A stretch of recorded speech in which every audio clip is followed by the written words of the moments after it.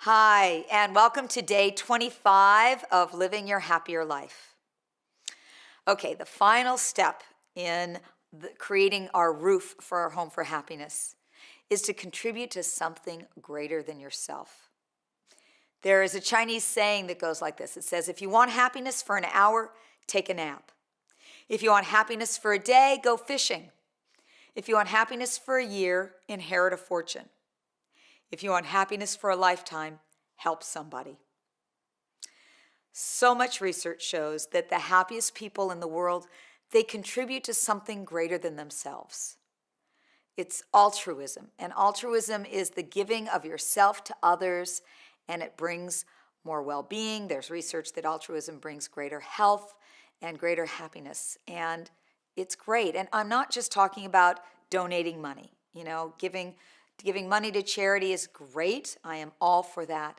But it's about what is it that you can do with your time, with your compassion, with your interest, with your love. You don't have to be Mother Teresa. You don't have to devote your whole life to a cause, but small acts can make a difference. Even small things like the routine decisions that you make, like where you eat or where you shop or what kind of car you drive, that all can make an impact. If that has to do with, for example, I have a friend who drives a hybrid and eats only organic food that she buys at the local farmer's market. And she purposely spends her money in a way that supports what she believes in. It's called voting with your pocketbook.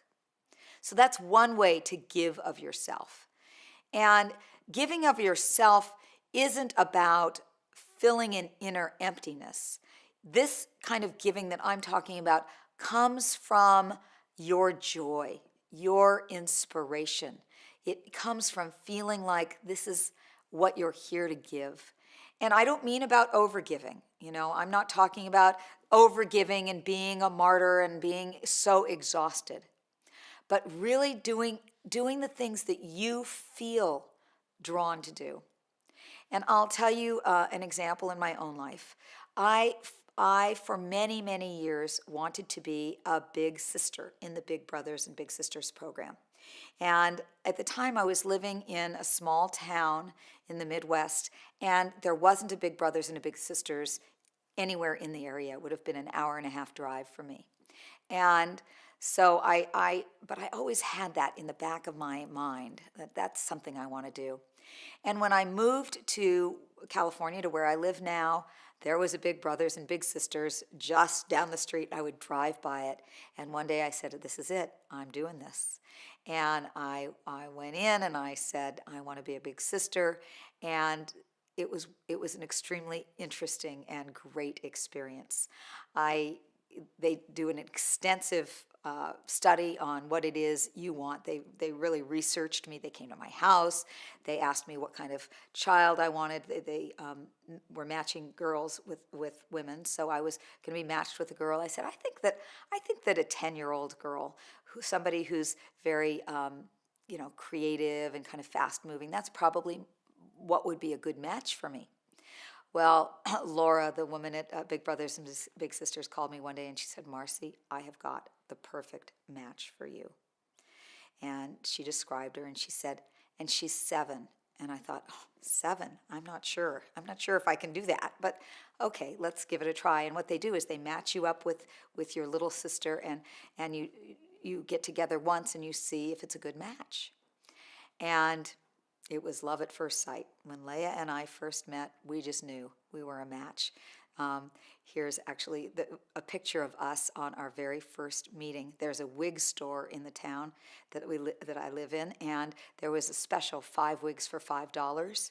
And we went into the wig store, and Leah tried on 5 different wigs. This is a picture of her saying, when she had that wig on, she said, "Look, I'm a diva." And I said, "Where did you learn that word diva?" And she said, "MTV, of course." Well, Leah has ended up being an incredible blessing in my life. And hopefully I've been a blessing in her life. I think that I have. We've stayed very, very, very close over the years. And I really have felt very fulfilled in giving back, in contributing to somebody in a way that I knew that I could help. So find what it is that sparks you. Where is it that you enjoy giving? There are certain specific causes that are very deep in my heart that I feel drawn to. I'm part of something called the Nobel Women's Initiative, where the Women Nobel Peace Prize winners have gathered to help support women, the causes of women throughout the world. And that is a passion of mine. So find what are your passions. Do you have a passion for the environment? Do you have a passion for children? Do you have a passion for animals? And wherever you feel a passion, contribute in some way. And I know that that will add to your sense of purpose and meaning, which adds to your happiness level. Oprah once said, "I never went for the money. I just said, God, use me. Show me how to take who I am and who I want to be and what I can do and use it for a purpose greater than myself." And that's really what this is about. And I'm going to leave you with another quote today. This one's worthy of two quotes today. This is from the great physician and humanitarian Albert Schweitzer, who once said, "I don't know what your destiny will be, but one thing I do know. The only ones among you who will be really happy are those who have sought and found how to serve." So that completes our section on living an inspired life. You've found your purpose statement. You've discovered some of your passions. You are following the inspiration of the moment, and you're contributing to something greater than yourself. These are simple steps that you can do to live a happier life. And so I leave you today with lots of love, and tomorrow we're going to start with the garden, surrounding yourself with support. Lots of love.